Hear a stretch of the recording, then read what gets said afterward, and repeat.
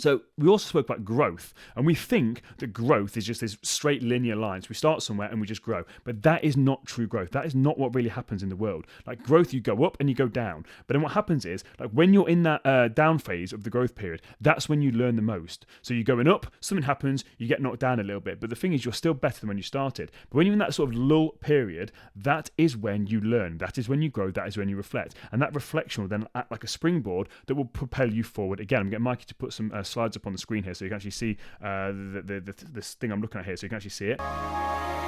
Welcome to the Prime Life Project podcast, a place to help you unlock your full potential, both mentally and physically, to become the best version of you.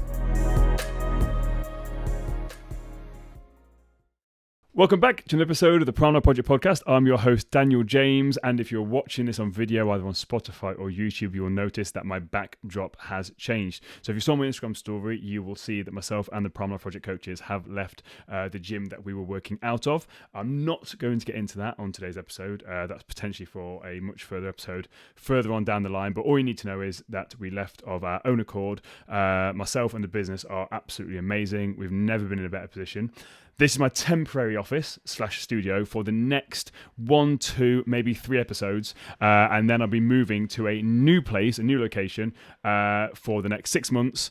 And that's when our next big project is going to start. So, keep an eye out for this. I'm actually going to close this window while we're getting going. I'm going to do this completely live as well on this because as I was going, a truck drove past. So I'm going to make sure, there we go, keep it in the moment. So, yes, today's episode. Wasn't really sure where to go on this because my head's been a bit of a scramble. There's been a lot of stuff that's been going on. Obviously, trying to make sure my coaches are all okay with the move, making sure their businesses are all okay. And then myself, again, making sure my businesses are kept on going, which wasn't really necessarily an issue. But it's then a case like, right, what do I really want to talk about? And I thought to myself, what am I in the mood to talk about? And I've thought about it, I've sat with it, and I was even going to get Mikey on to do one of the episodes when me and Mikey have a chat, but I thought, you know what, I'm just going to take the reins here, like Chris in this new office studio space, and I want to talk about some key take-homes I took from 2 recent courses that I went on. So you may have heard me speak about this a little bit on the podcast before. Again, Mikey was on one of the courses with me, so that was with Paul Cope, and that was how to solve all of life's problems. So I took Mikey down with me, I took Katie, who's my assistant, she came down with me as well, so us 3 went down with 3 other people, up to Liverpool to spend the weekend with Paul, and it was absolutely incredible. I then, a week later, went back up to Liverpool to do an NLP practitioner qualification. So I've now got an NLP qualification.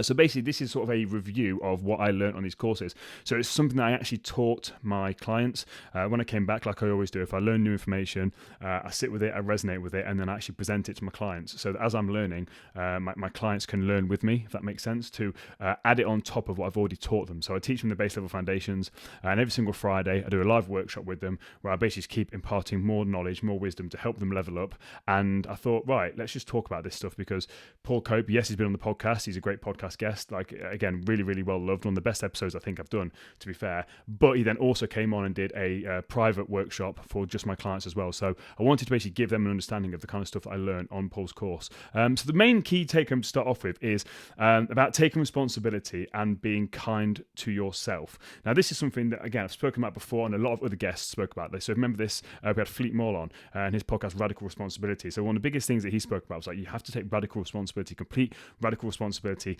of your life and the things that you've done. But in order to do this, you have to be kind to yourself. And this is sometimes where people don't do both things. They take responsibility, but in taking responsibility, they're not very kind to themselves. So you've got to take this empowering approach that when you're taking responsibility, it should be empowering. It shouldn't be a negative thing at all. Like, even if you've done something that's been catastrophic to yourself, your business, your family, whatever it is, you need to take responsibility for it, but you need to be empowering with it as well, because there's lessons to be learned there. There's lessons to be learned in something that's gone on. Like, whether it's something completely tragic and it's absolutely awful, there's still some lessons that you can pick from that. So don't turn it into a negative experience. There's a time and a place for negativity. Again, over the last week, I've myself been in a pretty dark place for a few days as I was reflecting on some things and how potentially I could have prevented the outcome that eventually was. Even though nothing was my fault, left with my head held high, it still was a time for me to actually reflect and take some responsibility, because again, you can't just play the blame game.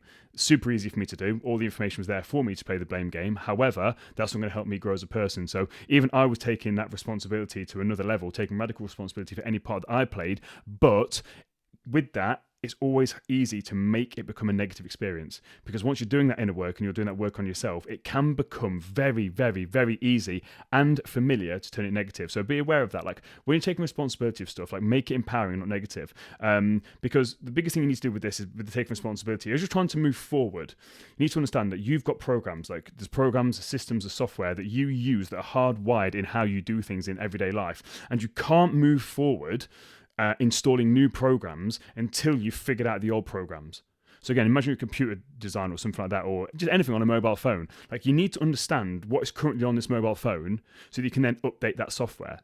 But the problem is, what we don't do that. Which I call update it, I'm going to update it, but you need to know what's on there first for the update to come in and over-install it, if that makes sense. And also with this as well, it's understanding that when you're taking responsibility, the key thing is a bit like being kind to yourself, because you don't want to become the victim in this whole thing.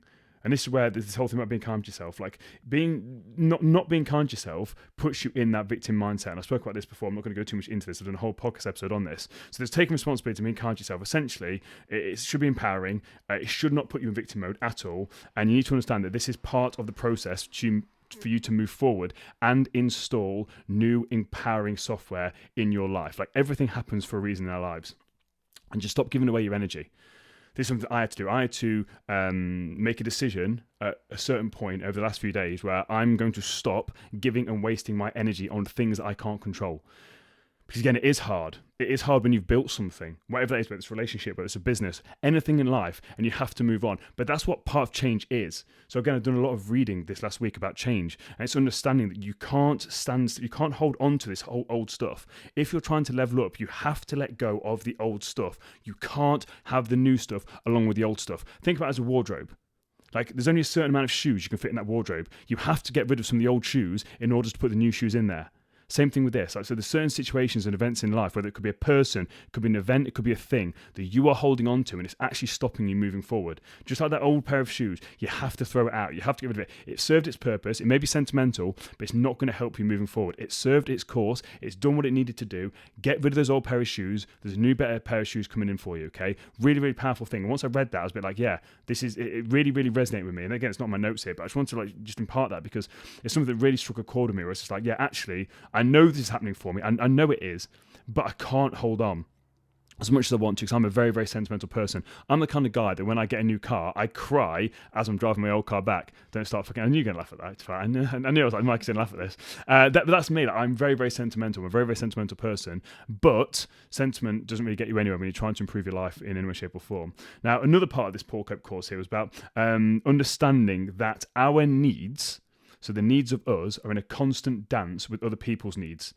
And both our human needs and our emotional needs. So we spoke about this before with Norrie. So we've got human and emotional needs. So all of us have human needs and emotional needs. And my needs, if I'm in a relationship with someone, whether it's a friendship or a relationship, my needs are in a constant dance with that other person. So it's important that you need to just understand this. Understand the other person's got needs as well as your own. Because I think sometimes we can get very, very selfish in life and just only focus on our own needs. So again, the human needs and emotional needs have got their certainty or control, uncertainty or variety, significance or feeling special and or ego, and then love and connections. They're just the ones that Paul used there. Obviously there's a few more, but he just condensed it down to 4. So we've got our need for certainty and control, our need for uncertainty or variety, our need for significance, feeling special and or ego, and our needs for love and connection. So we've got our needs and then the person that we're with. Again, whether it's friendship, whether it's in business, like partner, whatever it is, like, and our needs are in constant dance with each other. So it's understanding that, like, we're both trying to get our needs met. And this is where it's important with communication. Communication is such a powerful tool because if you're not good at communicating with people in any way, shape or form, then what's going to happen is you're never going to get your needs met. Again, you look at kids, like the reason why kids scream and cry and stuff is because they can't communicate that they're not having their needs met. Like, hopefully, people listening to this, you have evolved from a childlike state, like you have words, and it's just that art and ability to actually communicate. Now, again, it is a skill and some people really struggle with it, but again, take responsibility and be like, right, actually, my communication isn't great. I'm not great at communicating my needs. I'm not great at communicating what I actually need. So then you can then work on that. It's really, really important. Again, NLP, neuro-linguistic programming. The linguistic was a real key part of actually this course, so actually understanding the language that we use. Because again, with this, when I'm talking right now, and this is where I think Mikey said this to me a few times, times. He doesn't understand how I can come on here and just rattle off what I do like I'm doing now, like I'm in a complete flow state. But when you're in this flow state like this, my subconscious is talking to you. So when I'm doing these podcasts, I'm going to get guests on. The reason why I've got the ability to get such key information out of the guests is because my conscious brain can't keep up with my subconscious. So I'm literally on autopilot now, and my subconscious is just spewing out information to you. This is why people can make fraudulent slips where they say things they don't mean to. It's because they're not consciously thinking about it. They're on autopilot. So it's understanding the words that you use are very, very powerful. So understand that your words have power. So again, your subconscious, listen to the words you're saying. If you're saying very, very negative things constantly about yourself, then that says on a subconscious level, you've got to be thinking some negative things about you. Again, I wasn't meant to be talking about this. We'll go into this in another podcast episode because it's quite a deep thing. But understand the words that you use are very, very powerful. When you're actually listening to someone talk, listen to the words that they use because they will tell you what they're actually thinking or feeling in the words they use because they're not going to be consciously thinking about it because your conscious brain can't work that quickly. So again, a little tip there, just listen to what people say, or when people are writing things down, just look at the words that they use. I've started to do this a lot with clients, especially when it comes to their check-ins. They will tell me some things like, they'll basically say that they were talking to themselves, or I was thinking, or had a conversation, whatever. But the words they're using, they're telling me what they were doing. And there's one particular occasion I could see that this guy basically talked himself into having a pizza. And I said to him, you got inside your own head there, didn't you? And you convinced yourself to have a pizza. And he went, yeah, how did you know? I was basically, because you basically just said it there, like the wording that you use. So it's a really, really powerful thing there. When it comes to these dances of getting our needs met, we need to change our dance that we're in with other people consciously so that we have our needs met in a better way to be our true self. So when we're in this dance with people, especially if it's a negative cycle, we need to consciously understand that there's a better way for us to get our needs met if there's conflict there. So if we're in a relationship, we're constantly like banging heads, whether it's in a workplace, wherever it is, understand that we need to change our dance. Like we need to try and, if we can, sync up with theirs while still getting our needs met, or come to an agreement where we both try and change our dance so that we're in harmony with each other. Again, it's all about harmony. Life is all about harmony. Understanding that we are not the only people in this world. Like there's other people there and other people trying to get their needs met. And how they get their needs met may be very, very different to how we get our needs met. And that's absolutely fine, but you need to understand that. So it's important. You've got to take that responsibility to change your dance. Again, but still look after yourself and get your needs met to make sure that you're the true, authentic version of yourself. Now, again, this is a big quote. I first heard it years ago, I think from Tony Robbins, about the world is happening to me, not for me. And it's happening to get my character, the personality's needs met. So basically, Paul spoke about these different characters that we've got. Again, he spoke about it on the podcast episode. I'm getting Mikey to ping it up on the video, which episode number that is, so you can go back and check it out because it's an incredible episode. If you've not heard Paul talk, his whole premise of this is that our inner child, like the young version of us, when we go into situations we can't deal with, we create these characters to deal with situations. So we basically become these different persons. So for example, if you've got a kid, like how you are with your partner is different to how you are with your kid, to how you are different with your parents, to how you're different with your friends, to how you're different with your work colleagues, to how you're different if you go into a new environment. Like there's all these different things, like you create these different characters to deal with situations. But it's understanding that our characters, these different personalities, again, are still trying to get their needs met. But the world is happening to us, like we create our reality. So again, if you've got this character that's very, very negative and destructive in your life and you are not aware of it, then your life is going to be a reflection of that character trying to get their needs met. Let me say that again. Now, this character is trying to get its needs met. So if the world you're living is very chaotic, you can't understand why, it's potentially because you've got this character running the show that you aren't aware of, and all that character is trying to do is get their needs met at the detriment of you as the true authentic version of you, because you aren't actually in control. And again, the world is reflecting back at us what's in our shadow. So Paul spoke a lot about shadow work. And again, shadow work is not really something that I've ever delved into. Like I kind of knew what it was, but I've never really understood it in a great deal of detail. So essentially shadow work, this shadow self, are parts of ourselves that we push down to the unconscious level. And the parts that we're insecure about, ashamed of, or frustrated with, and therefore we repress. So you've got suppression and or repression. So suppression is where we consciously do it. Repression is where we unconsciously just basically push things down, we suppress them. So it's an unconscious thing that we do. Like we just press it down, get it out of the way. And this again, I think I spoke about this before when it comes to the podcast episode where I shared my story about sex and stuff, like my issues and battles with sex. Like that was a massive thing for me that was in my shadow. Like it's something that I was ashamed of. It was something that I was frustrated about, and it's something I was really, really insecure about, like how people judge me. So when Mikey actually did that podcast with me where we spoke about that and I actually got that out there, that was a massive weight lifted off my shoulders because it's something that I felt was in my shadow that was holding me back. back. But then once I'd actually done this and actually just let it out into the world, and it just released so much pressure off me, it was absolutely incredible. So a lot of people have actually said that since that episode, they noticed a change in me and how I actually communicate in this podcast. And that's because, again, I've now got no shame. I've fully owned who I am as a person, and it's completely liberating. It's absolutely incredible. But again, this concept of the shadow self is based on the notion that we figuratively bury those pieces of personality that we fear would not be welcome, accepted, or loved by others. Therefore, we keep them in the shadows. So again, we've all got this stuff that's happened maybe in the past that we're ashamed of, or just some little things like parts of our personality or traits. And we all kind of know this to be true. We spoke about this in the relationship with Alicia Dakin. Who was that? Alicia Davon. We spoke about in relationships, and again, look at all the other relationship podcast experts that we've had. Like, come on, we speak about this here about when you're dating, like trying to show up as the true, authentic version of yourself. But when was the last time you really let people into this version of you? It's quite hard to do, even if you've been with someone for a while. It's very hard because we've all got this stuff in our shadows. So the person that you're with's got it as well. So it's kind of like two people that are trying to be as authentic as possible, but until you address that stuff that's in your shadow, the stuff that you're really, really like suppressing, repressing, whatever it is, like unconscious, burying it down, like get rid of that stuff that you're ashamed of and fully own it, it's always going to follow you around. It's always going to be there. So it's really important stuff, again, that I hadn't really noticed much about. And again, Paul went into some amazing detail on it. And it's something I really want to be looking into about the shadow work. So again, I know Scarlett, again, a former podcast guest, is really, really into that.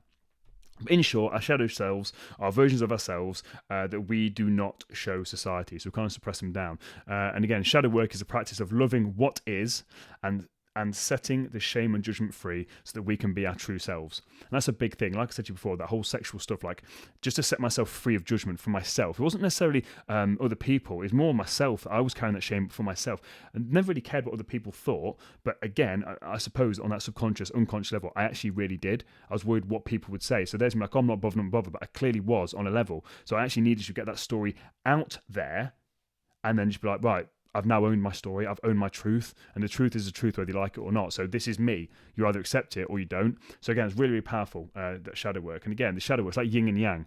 So you've got the yin and yang symbol, the light and the dark. Like you can't have the light without the dark. So again, embrace your darkness. That's a big thing. Like embrace the darkness. Like we all have this dark side. We all try and claim that we are perfecter than perfect. And again, there's something else that was said as well. It's understanding that in the world, everyone's always the victim. When everyone's saying, oh, people have always been hard done by. So everyone's always, no. Like everyone's, not every single person is the martyr, like is the victim here. Like sometimes you are the aggressor. Sometimes you do horrible things. And that's absolutely fine. But just own it. Understand, like everyone has that dark side of them. And I'm not saying you've got to go do some crazy horrible stuff. I'm not saying that at all. But just own the mistakes that you make. Stop trying to claim that you're whiter than white because you're not and nobody is. But you're not having to accept. I'm not saying you've got to go and accept it, write a podcast post on it or an Instagram thing. I'm not saying you've got to do anything crazy like that. But just for you, for your own sanity, just accept what you are. Just accept that you do have flaws. Everyone has flaws. And again, stop trying to hide it because once you've actually just released it and accepted it, it becomes so freeing. Victor Hugo famously said, the greatest happiness of life is the conviction that we are loved for ourselves, or rather, loved in spite of ourselves. So I think it's just a great quote to sort of summarize this shadow work. Like we are loved in spite of ourselves. So just learn to love yourself. Learn to love that shadow version of you. Because again, once you put light on the darkness, it's no longer there. You can't harm you. You destroy darkness by shining light on it. So all this dark stuff that you're afraid of, shine some light on it. Again, maybe journal about it. Just sit down with yourself and really just own some of the stuff that you've done because it's so powerful. And it's now stuff that I get clients to do. I just get them to sit down and just really own some of their stuff. It's so powerful.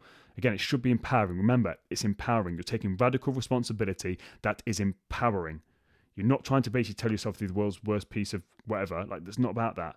It's just being completely true and authentic. Like, do you know what? I've made some real mistakes here. But then you learn from it. Remember, pain plus reflection equals progress. You're going through the pain of going through the shadow work. You've got the reflection. Actually reflect on it. What could you have done differently? What would you do now if that same situation came? And that's when you make the progress. Another cool thing here is like when we get triggered, so when someone triggers you, we all know that. Someone says something and just really gets you back up, makes you feel a certain way. Ask yourself, in what way do I want to be more like that person? Because especially when it comes to jealousy, when we're triggered and we get jealous, jealousy is a sign that the other person has or is doing something that you want to do. So ask yourself, what is it that you're suppressing? So we've all had this, like someone does something and straight away be like, and you start to make a story up in your head, this narrative. But ask yourself, why are you so bothered about what the other person's doing? And 9 times out of 10, it's because you're a little bit jealous. But you're jealous because they're doing something that you want to do. And maybe you don't know how to do it, or you don't think you can do it. Again, very, very powerful. Just own that. So we also spoke about growth, and we think that growth is just this straight linear line. So we start somewhere and we just grow. But that is not true growth. That is not what really happens in the world. Like growth, you go up and you go down. But then what happens is, like when you're in that down phase of the growth period, that's when you learn the most. So you're going up, something happens, you get knocked down a little bit. But the thing is, you're still better than when you started. But when you're in that sort of lull period, that is when you learn. That is when you grow. That is when you reflect. And that reflection will then act like a springboard that will propel you forward. Again, I'm getting Mikey to put some slides up on the screen here so you can actually see this thing I'm looking at here, so you can actually see it. But each time we get knocked down, like we propel upwards, we propel forwards. The reflection allows us to propel forwards. Again, we can't have the highs without the lows. So make sure that when we're in the lows, we use it to propel us forward. It's the same thing when it comes to fat loss. Like it's not a linear straight down thing. Like it does take some time. As long as the trend is always going in the right direction, that is when we're going to improve. And again, Paul then also spoke about surfing. And again, understand it, just like the waves, they're going up and down, up and down. Like we have to embrace that life is up and down. Like it's not just going to be smooth sailing. But it's understanding that we when we're going down, we're not crashing. Just like when a surfer goes down, like it's all controlled. Like it may look all chaotic, but the surfer knows when they're right up there riding the wave, they know they're going to come down, but they're doing it in a controlled manner. It's the same thing here. Like when you're going through, notice, like have fun. When you're on that high, embrace riding the waves. Embrace that high. Really get into that spirit. Enjoy the life. But understand that it can't last. And then when you start to go down, understand, notice, I'm losing a bit of momentum here, but don't worry about it. Just enjoy the ride down like the surfer does. And then when you get to the bottom and you realize that you aren't in your flow state, understand that is the time to chill. It's the time to chill and look back at the amazing stuff that you've achieved, because you can't always be making progress 24/7, 365. It is not realistic or achievable, so maintainable. So notice you're going to go on the high, and when you're coming down, notice that as a time to reflect. That is the universe saying to you, listen, you need a bit of time to recharge, then we're going to go again. So use it. Just like a surfer, they'll be sat on the beach, they'll be watching back the footage. Wow, that was amazing. And then you go again. And that is how it works. Just learn to surf. Learn to surf the waves of life. They're not going to be indefinite. Enjoy them when they're there, but when they come down, again, it feels like the world's crashing upon you.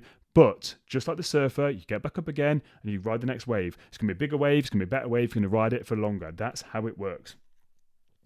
And the most important questions are the ones that you don't know the answer to.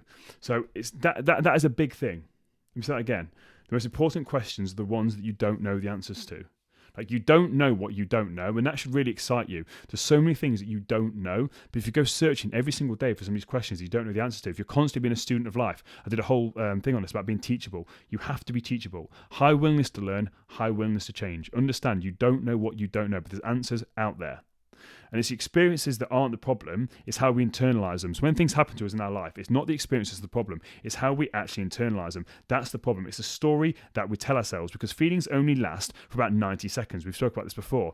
But then we have thoughts and stories about these things that then cause feelings, cause emotions, and then it can last hours, days, weeks, or months. So it's not the actual event that's the thing, it's a story, this narrative, these thoughts that we create around this event. That is what causes a problem. So for example, I'm on my mobile phone, I go to text Mikey, Mikey doesn't text me back.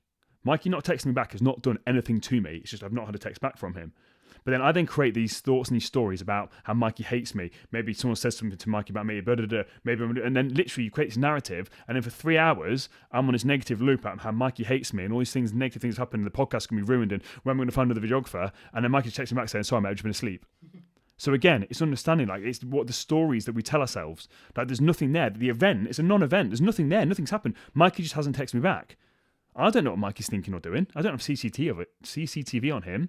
Same with anything else in life. Like, we internalize these things and we create these stories to fit this narrative that we have, which is why it's important to understand this shadow work. Like, if we think that we're a horrible person, doesn't deserve happiness, we're always going to have this story, and we're always going to, again, it's that confirmation bias. We're always going to find a narrative that we come up with to confirm to ourselves that we're a horrible person. So, of course, Mikey wouldn't text me back because I'm a horrible person, and I deserve Mikey not to text me back.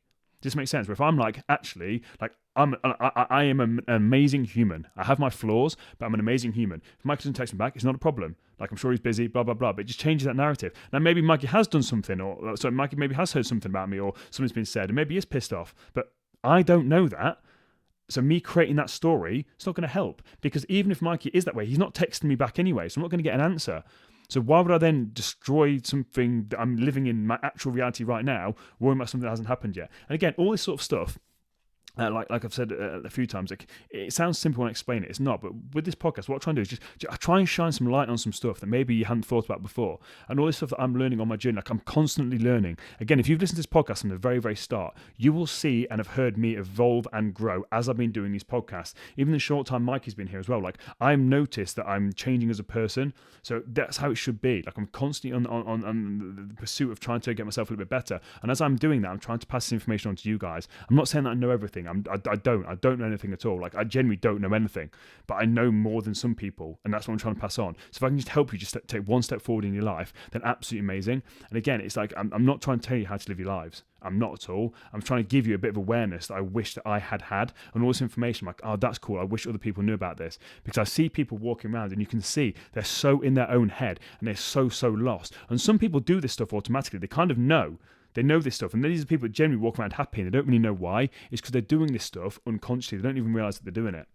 So the next thing here, about be careful of the language that we use. So this is a big thing here that Paul said, like about replacing the word "but" with "and." So if you're saying something to someone, like I'm saying to Mikey, "Oh yeah, Mikey, do you mean I really like your T-shirt, but," and I say something else, what you then do is you then disregard what was said beforehand. So I'm like, actually, Mikey, I really like T-shirt, but blah, blah, blah, blah, blah, Mikey's going to forget that compliment I played.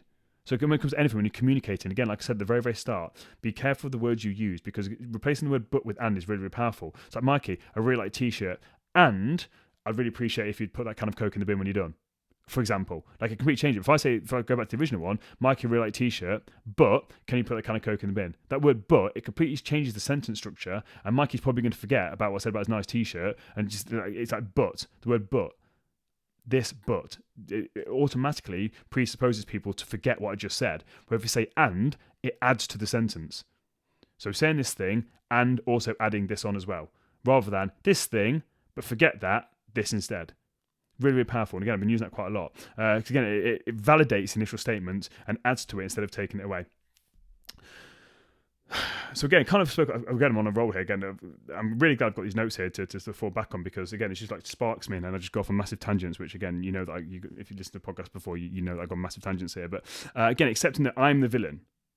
We spoke about this a little bit. I'm the villain. You are the villain. Everyone is the villain. Everyone at some point is the villain. So accept that you are the villain, and then you can actually address any issues that are causing you to be the villain. Like, it's understanding that we manipulate the world around us to fit this story in our narrative. I've said this before.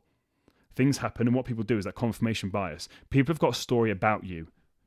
People have got a story about me. There's nothing that I can do really to change people's stories about me. That doesn't really matter. That doesn't really bother me. It's only my story about me. That's the only thing that I can control. Remember, you can't control other people. I can't control what other people choose to think or feel about me. You can't control what other people think or feel about you. That's their story. That you can't change that. But all you can do is work on yourself and understand that sometimes you do mess up, and that's absolutely fine. But don't allow yourself to manipulate the world around you in a negative way. Don't allow yourself to have a negative story and narrative about yourself. Because again, thoughts become things. Thoughts become reality. So if you've got this negative story and narrative about yourself, you're just going to attract negativity. That is how the law of attraction works. That is how the law of love works. This is how it works. It's universal laws. Again, not going to go too much into this. If you want to listen to that episode, I did the podcast with Michael Logier about law of attraction. If you haven't listened to that, one of the best episodes I've ever done. That guy's book changed my life. It was way before I did video, but go back and listen to that. Michael Logier, law of attraction. I think maybe 40 in the number 40, somewhere along there. But again, I get Mikey to pink across the bottom. Absolutely incredible. Also, again, this is the neuristic programming part here, when if I'm trying to communicate with someone and I'm saying to them, like, you're missing the point or you're not understanding what I'm saying, what it really means is that I am not communicating that point properly. So, for example, earlier on, Mikey was trying to explain something to me and I didn't get it. That then meant that Mikey wasn't explaining himself properly, and then Mikey 3 times actually changed how he told the same story, and then I actually understood it. It wasn't my fault that I didn't get it. It was Mikey because he wasn't communicating it properly.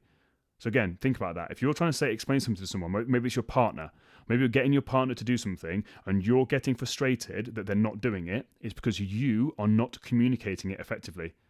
It's not them. You are trying to communicate something to them. It's not their fault they don't understand it. It's your fault for not communicating it effectively. And this when it comes to personal training or fat loss or mental health or mindset stuff. If you can't explain it on the most simplistic, basic level, you do not get it and you do not understand it. This is why I've said this before, like I'm not a therapist or a counsellor. I don't claim to be. I don't want to be a therapist or counsellor. But if you put me in a room with any therapist or counsellor or anyone that wants to talk about high-level mental health stuff, I will hold my own because I get it and I understand it. I'm not saying that I'm going to know more than them, but I get it on a level. I really fundamentally understand it, which is why I can articulate it in such a way. That is what it's all about. You can tell people that don't know things because they then can't, they've got one way of explaining it, and if you try and question them on it, they can't rethink and reshuffle because they don't understand it. So again, if you're asking someone to do something, especially if it's a partner or someone at work, and you're the senior management and they're not understanding it, that is not their fault. They are not stupid. You have the inability to explain it properly on their level. And again, a good management is a good communicator. So figure out how to communicate on their level to get it done. I hope that makes sense. Mini rant. A little bit of a bamboo story. I think I've done that before, so I'm not going to go into that. I'm sure I've done it on the podcast, so I'm just going to leave that there. I feel like I've gone on another little rant then. It's been quite good though. It's been quite therapeutic to get some stuff out. That was oh, there we go. I enjoyed that a lot. Just going off on one. Have I done the bamboo story? You have, We have, yeah, I thought I have. So, I've done the bamboo story. I can't remember which episode that was. But like I said, got loads more. So I've got some amazing guests lined up. Again, I've got someone now that's helping me work on getting more regular guests on because, like I said, the problem is I get such an influx of people messaging me. It's hard for me to actually figure out what's going on with my diary and stuff like that. So I've got some amazing guests lined up. Again, I've got Mikey making more of an appearance as well. So we've got 3 different types of episodes. We've got me where I'm talking like this, just bringing some heat, some fire, just being my raw, authentic self, trying to help you guys. Then got me and Mikey, which have a general sort of chit chat about life and just have a real relaxed conversation about stuff. And then obviously got my guests where I'm interviewing people to basically bring their expertise to help you level up and become the best version of yourselves. So they're the different episodes we've got going. Again, each week I try and bring something new to the table. If you enjoy the podcast, please help us grow the episodes, help us grow the show, like and share it with a friend. Again, Spotify now has a little ranking system, like a 5-star thing. So if you can give us a 5-star review, any sort of review on iTunes or Apple Podcast would be greatly appreciated. Help us spread the word, help as many people as possible. We don't run ads on the podcast. We've got no intention of doing it. We're trying to grow it organically, to grow people, to try to grow the reach organically. And that's how I like to do things. So absolutely love you guys. I hope you've enjoyed this episode and I'll catch you next time.